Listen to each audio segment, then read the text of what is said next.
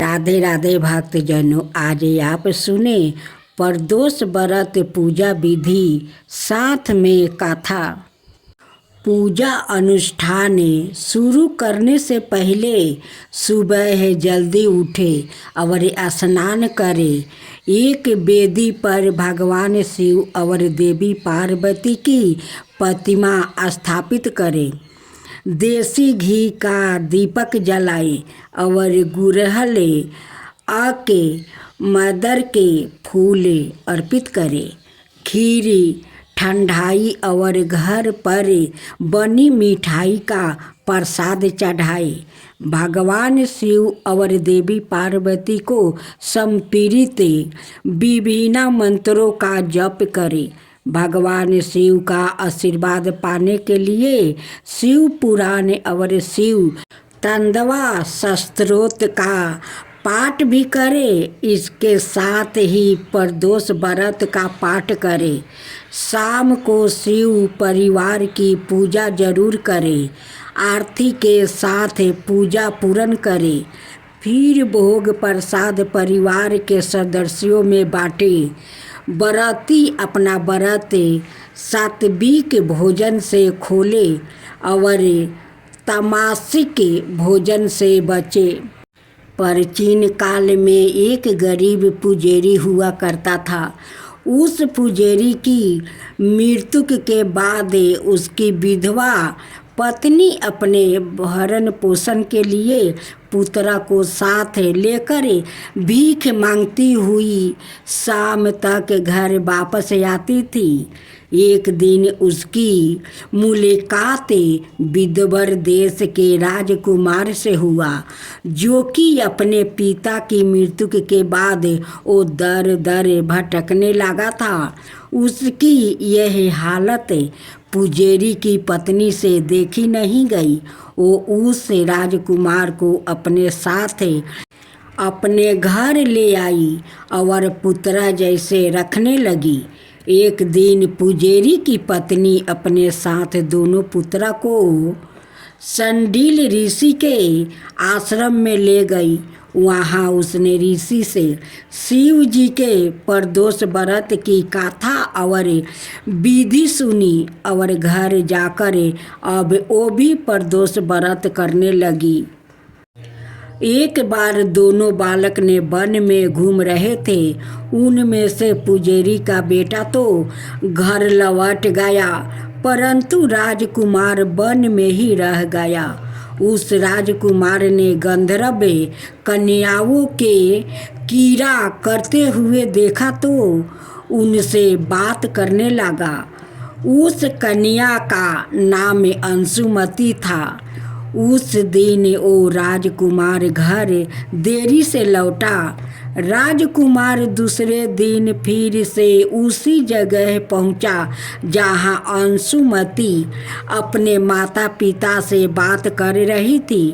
तभी अंशुमती की माता पिता ने उस राजकुमार को पहचान लिया और उससे कहा कि आप तो विदर्भ नगर के राजकुमार हो ना?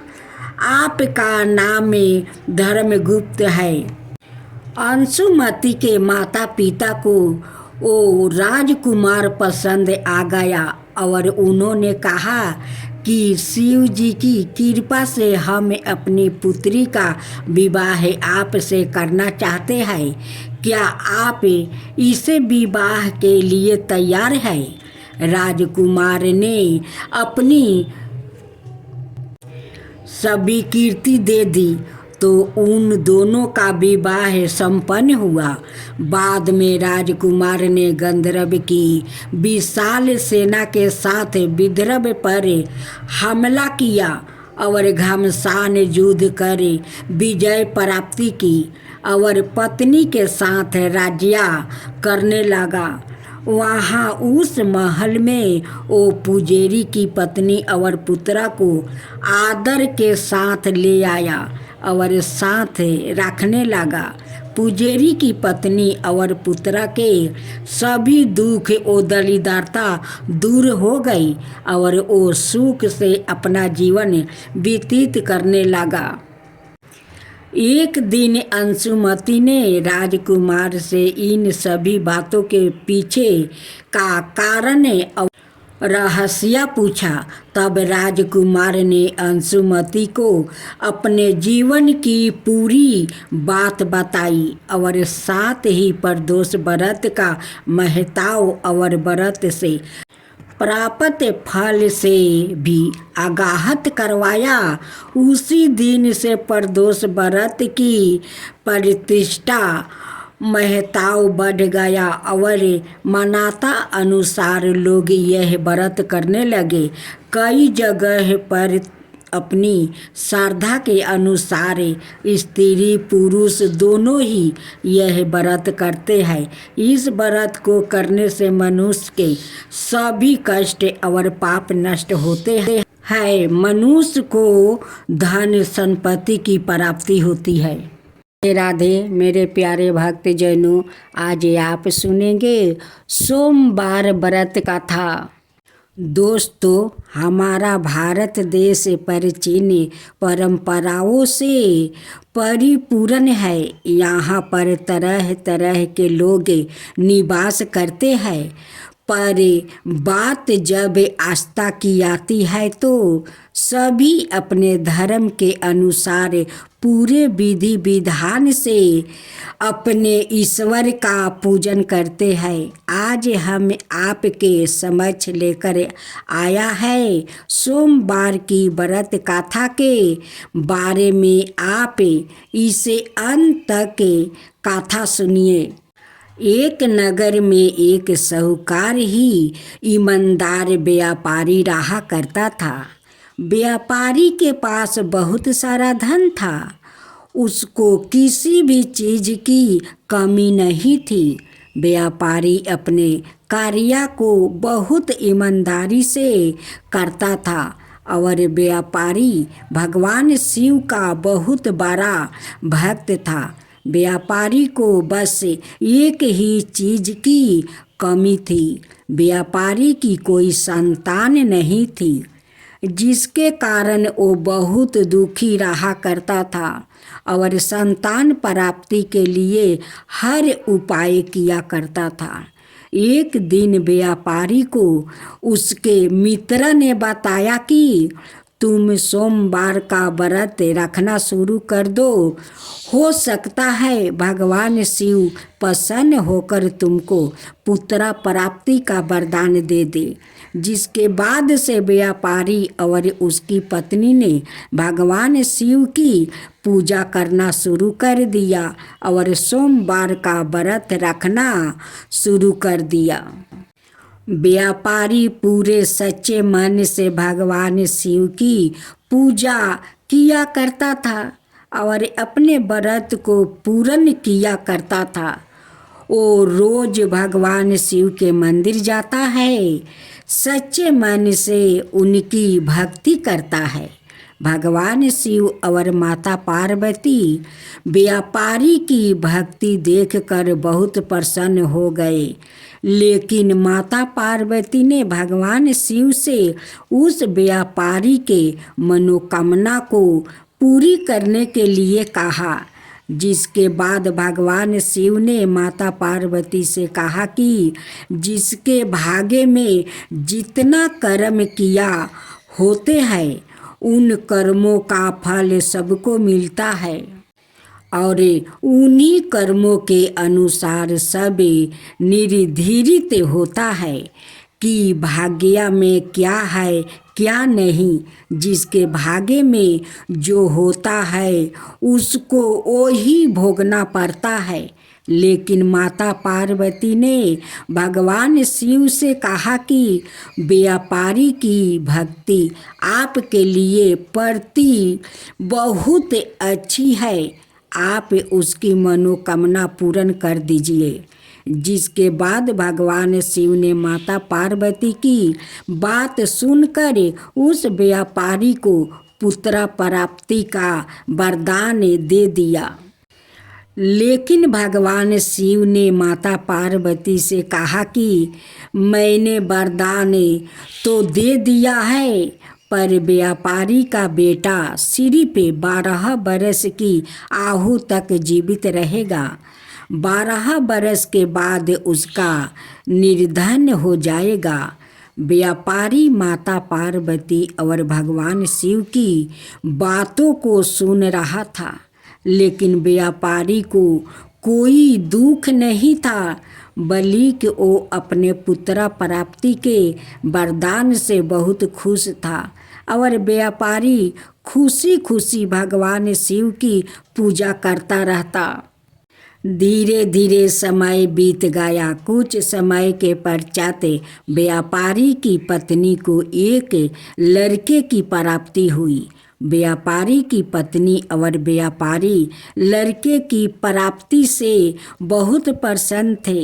व्यापारी और उसकी पत्नी अपने पुत्रा के लालन पालन में लाग गया। जैसे ही व्यापारी का पुत्रा 11 बरस का हो गया तो व्यापारी ने अपने पुत्रा के मामा को अपने घर बुलाया और व्यापारी ने पुत्रा के मामा से कहा कि तुम इसको काशी ले जाओ। काशी ले जाकर तुम इसकी शिक्षा पूरी करवाओ। और व्यापारी पुत्रा के मामा से कहा कि तुम जाते समय रास्ते में यज्ञ करवाना और बहुत सारे ब्राह्मणों को भोजन करवाते हुए जाना। जिसके लिए व्यापारी ने पुत्रा के मामा को बहुत सारा धन भी दे दिया। मामा और भांजा काशी के लिए निकल पड़े और रास्ते में बहुत सारे यज्ञ और ब्राह्मणों को भोजन करवाते हुए जाने लगा। कई दिनों की यात्रा करने के बाद दोनों एक नगर पहुँचे, जहाँ का राजा बहुत ही धनी और बलवान था। राजा की एक पुत्री थी। राजा अपनी पुत्री का विवाह एक आँख के अंधे राजकुमार से करवाने जा रहा था। यह बात राजा अपनी पुत्री से छुपाया हुआ था और इस बात से चिंतित था कि कहीं उसकी पुत्री को राजकुमार का सच पता ना चल जाए। राजा ने व्यापारी के लड़के को देखा।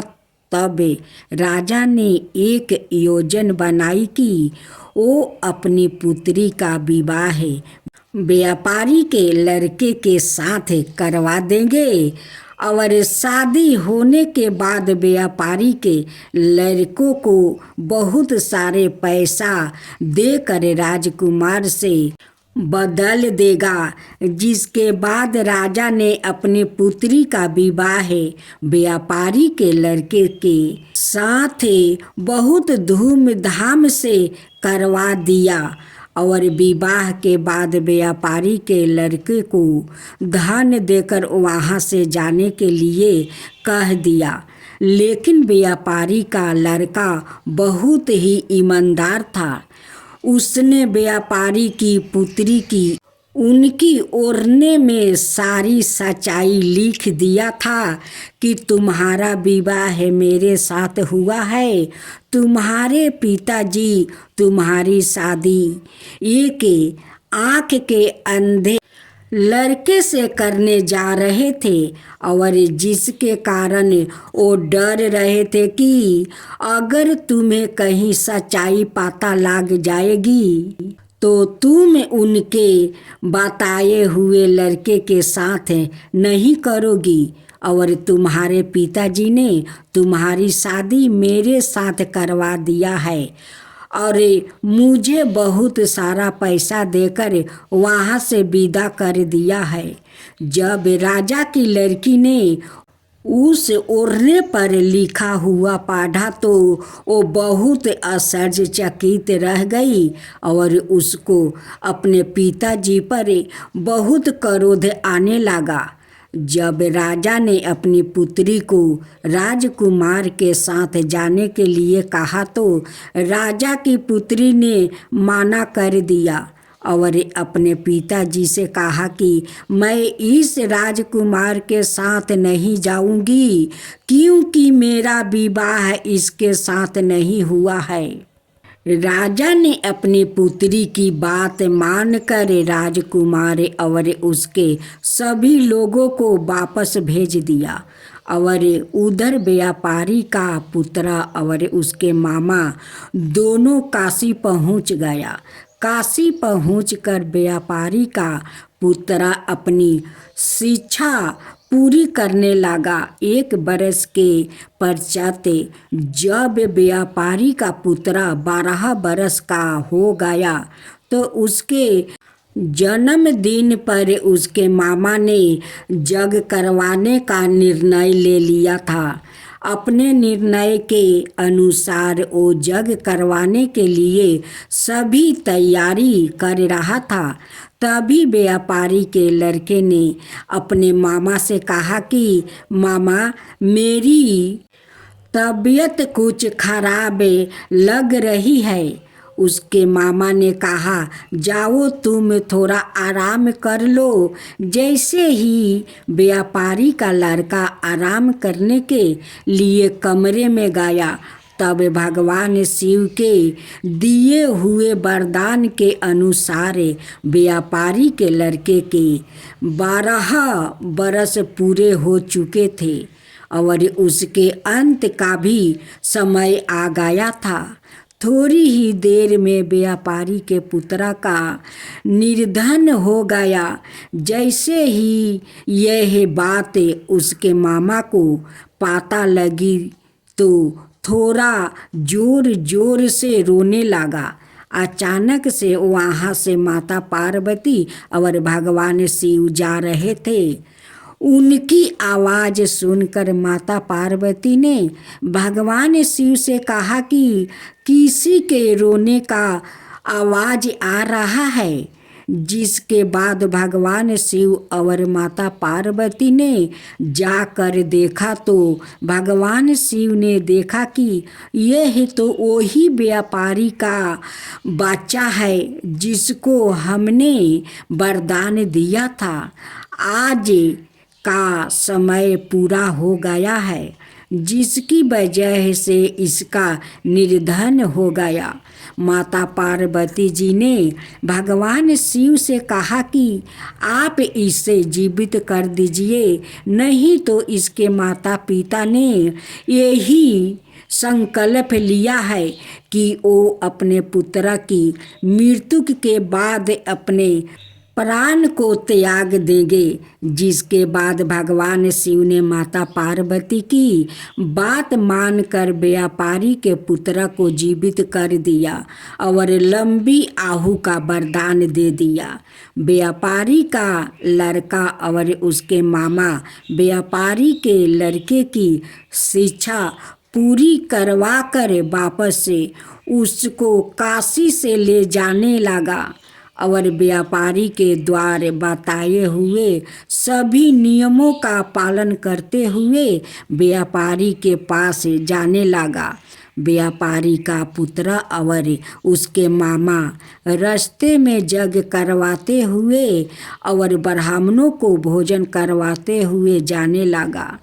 कुछ समय के पश्चात जब वो दोनों उसी नगर में पहुँचे जहाँ पर व्यापारी के लड़के का विवाह हुआ था, राजा ने तुरंत व्यापारी के लड़के को पहचान लिया और उसने अपनी पुत्री को व्यापारी के लड़के के साथ विदा कर दिया। और जिसके बाद व्यापारी का पुत्र अपनी पत्नी और उसके मामा अपने घर की ओर जाने लगा और उधर व्यापारी की पत्नी अपने बेटे का इंतजार कर रही थी। व्यापारी और उसकी पत्नी ने यह संकल्प लिया था कि अगर उसके बेटा का खबर आई कि वो मर चुका है तो वो भी अपना प्राण त्याग देंगे। लेकिन जब व्यापारी ने अपने पुत्र को जीवित देखा तो व्यापारी बहुत प्रसन्न हो गया और उसने अपने पुत्र को गले से लगा लिया।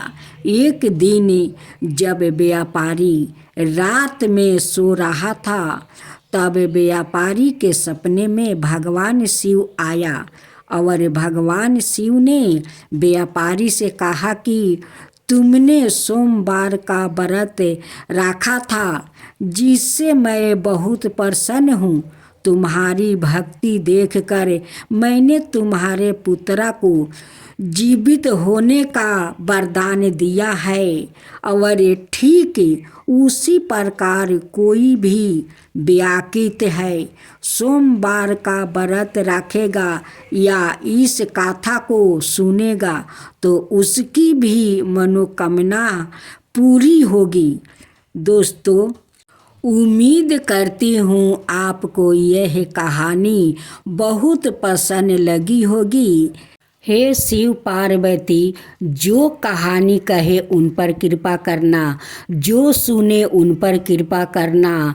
जितने भक्त जनों इस कहानी को सुने उन पर भी कृपा करना, उनकी सारे मनोकामना पूरा करना। हे भोलेनाथ, आपका मैं बारंबार नमस्कार करती हूँ। हे शिव पार्वती, सभी को इच्छा पूरा करना। जय शिवा ओमकारा, प्रभु हरे शिवा ओमकारा। ब्रह्मा विष्णु सदा शिव अर्धंगिनी धारा। ओम जय शिवा ओमकारा। एकानन चतुरानन पंचानन राजे। शिव पंचानन राजे। हंसासन गरुड़ासन विषवाहन साजे। ओम जय शिवा ओमकारा। दो भुज चार चतुर भुज दस भुज अति सोहे। तीनों रूप निरखता त्रिभुवन जन मोहे। ओम जय शिवा ओमकारा। अक्षर माला बने माला मंगली माला तारी। चंदन मृग मद सोहे बोले सुधिकारी। ओम जय शिवा ओमकारा। श्वेतांबर पीतांबर बागंबर अंगे। सनकादिक बरे मादिक भूतादिक संगे। ओम जय शिवा ओमकारा। करिके मध्यम कमंडल चक्र त्रिशूल धरता। जग करता जग भरता जग पालन करता। ओम जय शिवा ओमकारा। ब्रह्मा विष्णु सदा शिव जानते अविवेका। प्राण बचर के मध्यम याहे तीनों एका। ओम जय शिवा ओमकारा। तिरगुण शिव जी के आरती जो कोई नर गावे। शिवा जो कोई नर गावे। कहत शिवानंद स्वामी मन भजत शिवानंद स्वामी। मन बाचित फल पावे। ओम जय शिवा ओमकारा। जय शिवा ओमकारा।